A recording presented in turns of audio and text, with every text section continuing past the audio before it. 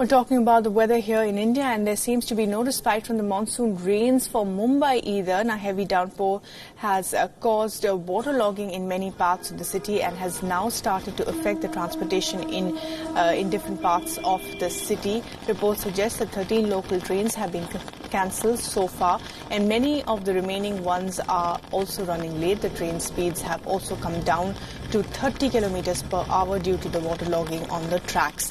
The city has been lashed by rains over the last week, causing traffic jams and power outages. Until now, the only respite for Mumbaikars was the uninterrupted local train services, but now the rains have taken a toll on them as well. The latest forecast suggests that heavy rainfall is likely to continue for the next few hours at least.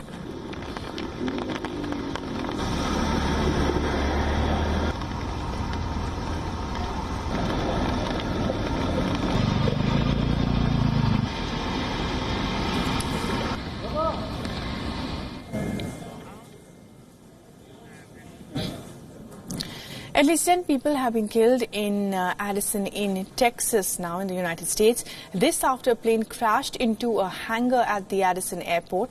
The incident took place when the twin-engine Beechcraft was taking off. The plane burst into flames, killing all on board. The identities of those killed are being kept confidential. 2 of them were flight crew members and the rest were passengers. No one was inside the hangar at the time of the incident. The National Transportation Safety Board officials confirmed the plane was heading for Florida. An investigation into the matter is underway.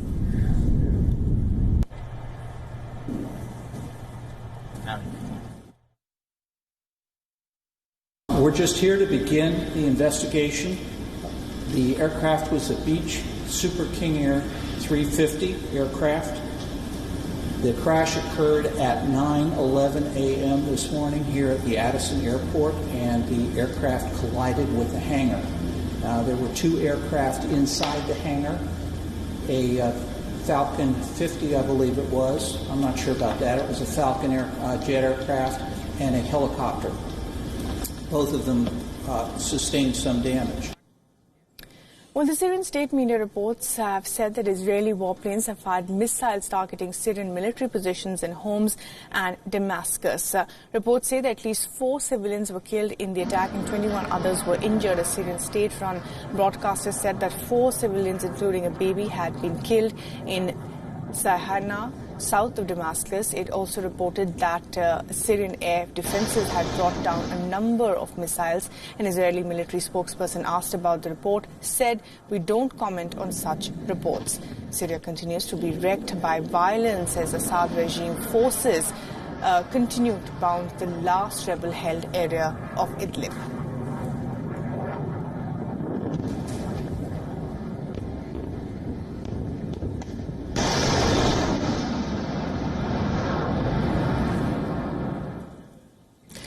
Meanwhile, the Israeli Prime Minister Benjamin Netanyahu has said that Palestine is determined to continue conflict at any price. During a cabinet meeting, Netanyahu slammed Palestine for rejecting the last week's US-led Israel-Palestine peace conference in Bahrain.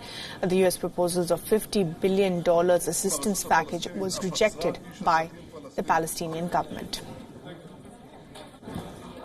אף עצרה איש עסקים פלסטיני. אחר כך הם שחררו אותו בלחץ אמריקני. אבל הם עצרו אותו. וכל פישור הוא שהוא השתתף בכנס כלכלי שמטרתו לקדם את הכלכלה הפלסטינית. אז דבר אחד ברור עולה מכל זה. הפלסטינים נחושים להמשיך את הסכסוך בכל מחיר, כולל במחיר של רווחתם של הפלסטינים עצמם. כך לא פועלים מי שרוצים לקדם שלום. אנחנו לעומתם ממשיכים לקדם את הקשרים עם העולם הערבי, כולל היום הזה. זה משרת את כולם. The Palestinian authorities have said that the U.S. has a pro-Israel approach. It accused the U.S. of trying to replace the Palestinian statehood with money. Palestine has also briefly arrested a businessman who attended the Bahrain conference. Meanwhile, Netanyahu also said that Israel might impose more sanctions on Hamas, which rules the Gaza Strip if attacks on Israel don't stop. Remember, on Friday, Israel resumed fuel supplies to Gaza after easing of sanctions.